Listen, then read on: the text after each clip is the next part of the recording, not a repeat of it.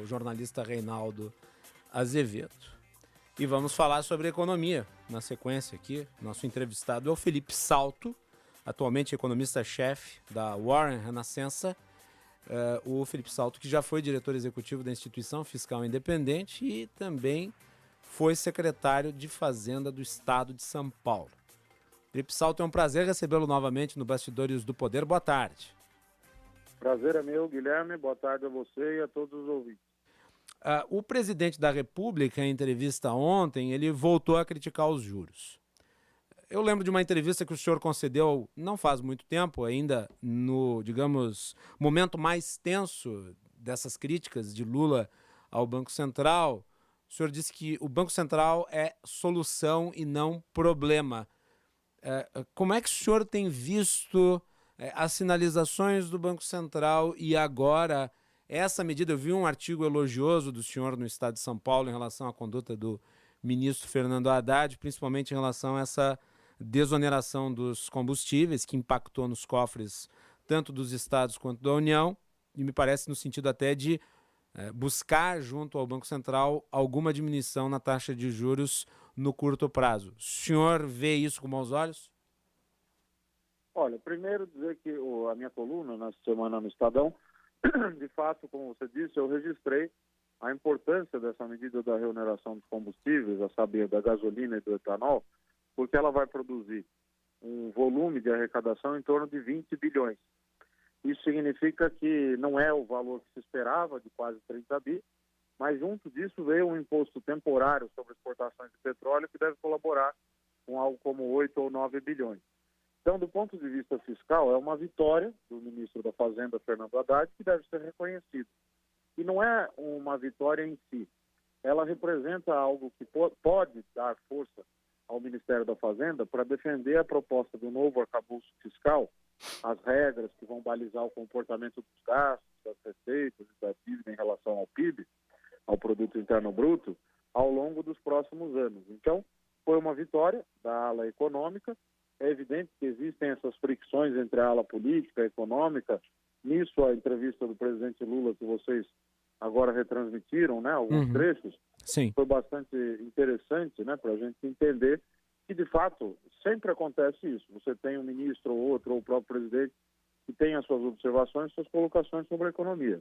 O que precisa avaliar é separar esses ruídos, sinalizações, do que efetivamente está acontecendo, das decisões que estão sendo tomadas. Sim, o presidente da República, aliás, nessa entrevista ao Reinaldo ontem na Band News, a nossa rádio co-irmã, ele disse que ele não tem esse fetiche do Banco Central independente, autônomo, mas ele está fazendo uma pressão política e é parte das suas funções, né?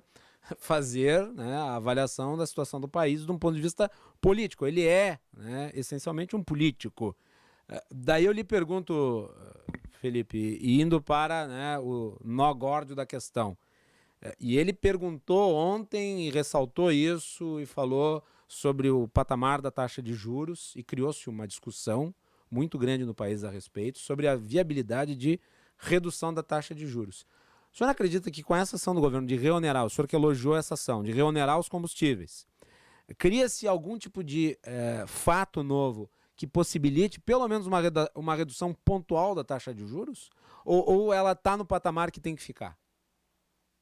Eu entendo que o Banco Central tem todas as condições de fazer essa avaliação, porque, para quem está nos ouvindo saber, nós temos no Brasil um sistema que é chamado regime de metas da inflação, que vem desde 1999, em que o Banco Central sempre teve autonomia operacional, e essa autonomia operacional foi cristalizada numa lei recente que ajuda a dar peso para esse tipo de institucionalização do processo de decisão da taxa de juros, enfim, da política monetária. O Conselho de Política Monetária, o Copom, que é formado pelos diretores e pelo presidente do Banco Central, é que decide, a partir da avaliação técnica, dos dados de conjuntura, dos cenários, inclusive do cenário internacional, onde deve colocar a chamada meta para a Selic, né? Que não é o juro propriamente dito, mas é a meta em torno da qual os juros do mercado, daqueles juros praticados nos títulos transacionados pelo mercado, vai precisar orbitar, para que a meta de inflação seja cumprida. Então, eu entendo que se o fiscal melhora, se o lado fiscal das contas públicas melhora, então há mais espaço para você ter uma política de juros melhor, quer dizer, juros mais baixos. Sim. Claro que existem outros fatores a comandar também esse processo, né? A própria taxa de câmbio, as decisões, por exemplo, do Banco Central norte-americano, que afetam os fluxos de recursos de dólares para todo o mundo, né? E podem afetar também a inflação doméstica. Mas o fato é que se tiver uma situação fiscal melhor, uma perspectiva de uma situação fiscal melhor, então isso ajuda a ter juros mais baixos. Por quê? Porque o mercado percebe que a inflação vai ficar mais bem controlada, que pode ficar num patamar mais baixo nos próximos 12 meses, 24 meses, e isso permite ao Banco Central sancionar taxas de juros mais baixas. Então é uma decisão que cabe ao Banco Central e óbvio que apenas a reoneração não é o sinal fiscal que se espera. A reoneração e a nova regra fiscal, principalmente, é que vão ser juntas, né? Sinais mais contundentes. Por isso que no mercado, na sociedade como um todo, espera-se que o teto de gastos, né, que de fato foi bastante modificado nos últimos anos, ele seja então substituído por um conjunto de regras ou uma regra fiscal que seja capaz de dar essa resposta. E aí sim, maior segurança para o Banco Central avançar em relação a uma redução do atual patamar de juros de 13,75. Me parece que as coisas caminham para que se construa, né, essa condição necessária para tanto. O senhor mencionou aí o arcabouço fiscal e tem se falado muito, se especulado muito em relação a ele. O senhor teve uma recente reunião com o ministro da Fazenda, o Fernando Haddad. Em declaração, o senhor disse que o Haddad entregará uma regra fiscal com controle de gastos e trajetória de dívida, portanto, um arcabouço fiscal que seria considerado consistente, por assim dizer. Aí eu vou lhe fazer uma pergunta de bastidores, o senhor sinta-se à vontade para responder ou não. O senhor teve acesso a alguma minuta ou alguma ideia geral do que seria esse arcabouço, Salto? Olha, primeiro que registrar a abertura ao diálogo do ministro Fernando Haddad e da sua equipe, né? Eu aqui na condição de economista-chefe da Warren Hena, que é uma corretora, etc., solicitei uma audiência para levar a ele uma proposta que eu tinha formulado no ano passado a título de colaboração ao debate. Sim. E para dar ideias, trocar ideias também com a equipe dele, com ele. Fui muito bem recebido e nós discutimos na ocasião quais seriam as diretrizes interessantes a compor uma regra fiscal. Então não é que foi mostrada uma minuta ou algo desse tipo, né, de uma proposta da parte deles. Eu é que levei sugestões e foi uma boa discussão. O que eu pude apreender daquela conversa é que certamente vai haver um novo arcabouço fiscal que para de pé, né? Eles estão preocupados com a questão da evolução do gasto, mas acham que a regra original, assim como eu também acho, lá de 2016, a emenda 95, não teve sucesso. Quer dizer, ela gerou resultado positivo sobre algum aspecto, principalmente a redução do custo da dívida durante algum tempo, né, medido pelos juros de 10 anos, Sim. Mas não foi suficiente para perseverar e para tornar persistente, permanente o ajuste fiscal. Tanto é assim que era muito rígida a regra e quando ela se tornou impeditiva lá em 2019, o próprio governo anterior mandou proposta de alteração, que foi a chamada PEC emergencial, depois vieram as PECs dos precatórios, que redundaram na emenda 113 e na emenda constitucional 114. Então, o que eu concluo é que não há nesse momento uma regra fiscal crível e é preciso haver. E a minha conversa naquele momento, no dia 18 de fevereiro, foi muito positiva nesse sentido, porque eu saí com a impressão de que eles estão construindo algo que é bastante sólido. Perfeito. Salto, deixa eu lhe perguntar em relação a isso, porque o senhor menciona aqui a regra do teto, e a regra do teto, que foi elaborada pelo Henrique Meirelles e a sua equipe no Ministério da Fazenda durante o governo Temer, ela é uma regra que me parece, não sei se é a avaliação que o senhor faz, mas ela é uma regra que é perfeitamente compatível com o período em que ela foi desenvolvida, mas que se tornou incompatível com o fato que se deu logo após, que foi a pandemia. A pandemia criou uma condição econômica e social distinta, que necessitou de uma ação incisiva do Estado em termos de apoio financeiro, porque nós tivemos aumento do emprego, aumento da miserabilidade, consequências econômicas diversas. E ela se tornou incompatível com essa nossa nova realidade. Não sei se a avaliação que você faz disso. E daí eu lhe pergunto, o senhor como também um pesquisador, já que trabalhou muito na análise de regras fiscais, na época em que, né, era diretor do IFE, em termos globais, o que nós poderíamos, daí não da sua conversa com o ministro, mas com base na sua própria concepção e nos seus estudos e na apresentação que fez ao Haddad, o que nós poderíamos ter de referência que se moldasse essa nova realidade, mas que fosse suficientemente comprometido com a sustentabilidade das contas públicas?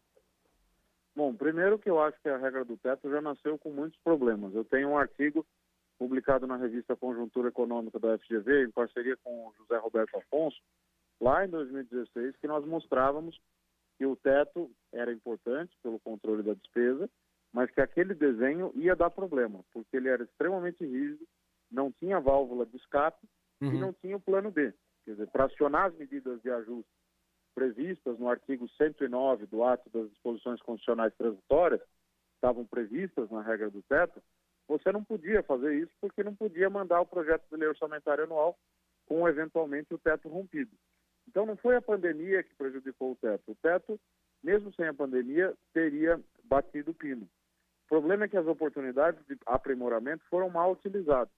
Tirou-se o precatório do teto, a cessão onerosa, uma série de mudanças que foram distorcendo o princípio original e que criaram um monstrengo no lugar do teto de gastos. O que eu acho que tem que fazer agora? A minuta que eu desenvolvi e que, junto com o Josué Pellegrini, com outros especialistas, e que eu entreguei a título de colaboração para o ministro Fernando Haddad, ela prevê uma trajetória de dívida que tem que ser explicitada na lei orçamentária anual e na lei de diretrizes orçamentárias, e a essa trajetória tem que ser combinado a meta de superávit primário, o controle da despesa e a projeção de receita, para que a gente saiba como essa trajetória vai ser obtida. Então, no nosso desenho, a dívida poderia crescer entre 2023 e 2026 apenas 4 pontos. Quer dizer, só em 2023 ela vai crescer 4 pontos, porque a herança que se recebeu do ano passado, com um juro muito alto, crescimento muito baixo, leva naturalmente a dívida a aumentar. Sim. Então, o que se espera? Num primeiro momento, de 23 a 26, que haja uma forte desaceleração do indicador. E num segundo momento, a partir de 2027, então você teria que ter uma redução da dívida em relação ao PIB, convergindo até 2036, que seria o último ano do teto de gastos, para algo como o nível médio observado nos países emergentes, que seria equivalente a algo como 75% do PIB nas projeções do FMI. Então, é uma regra que parece muito flexível, mas não é, porque você teria que explicitar, tanto na lei orçamentária anual quanto na lei de diretrizes orçamentárias, a regra de crescimento do gasto, que, a nosso ver, teria que ser um crescimento, poderia ser um crescimento acima da inflação, mas não muito acima. Sim. A gente fez uma simulação em que seria possível crescer a despesa em torno de 50% da média de crescimento econômico dos últimos 5 anos, mais a inflação. Então, isso não é nada draconiano, é razoável, permite algum aumento da despesa, mas dentro de um controle, né, que seria bem visto pelo mercado e ajudaria, inclusive, a gente a ter juros mais baixos. Perfeito. Felipe, uma última pergunta, eu sei que tem outros compromissos, também não quero aqui abusar do seu tempo, mas não posso deixar de lhe questionar, porque, afinal de contas, o presidente falou da maior estatal brasileira, falou sobre a Petrobras, há essa questão toda envolvendo os combustíveis, eles pesam no bolso dos consumidores, principalmente da classe média. Houve aí a disposição do governo em retomar a oneração, que não tinha como se sustentar por mais tempo, o custo era muito alto para o Estado, há problemas de caixa que precisam ser devidamente dimensionados. E me parece a ideia do governo aqui de longo prazo para a Petrobras é mudar, né, a forma como ela atua, e o presidente da República, na entrevista ao Reinaldo, ele falou especificamente de abrasileirar o preço dos combustíveis. O Reinaldo até questionou ele se, na avaliação dele, poderia eventualmente ser tido como uma intervenção, levando a prejuízos daí da Petrobras na Bolsa de Valores. Na decisão do governo em relação à reoneração, se estabeleceu um imposto de exportação o que muitos economistas entendem não é muito positivo, porque pode até fazer com que os produtores aqui se tornem menos competitivos e haja prejuízo para o PIB industrial. Como é que o senhor vê essa solução do governo para a questão dos combustíveis? Primeiro, a reoneração era necessária, porque o que se fez no governo anterior foi uma barbeiragem. Você obrigou os estados a reduzirem imposto, como se essa fosse a causa do preço alto na bomba do combustível, por conta da iminência do processo eleitoral. Isso produziu perdas de receitas para os estados. Essa fatura está sendo apresentada agora para a União, é outro problema que vai precisar ser resolvido. E a própria União resolveu reduzir também o seu imposto em cima dos combustíveis.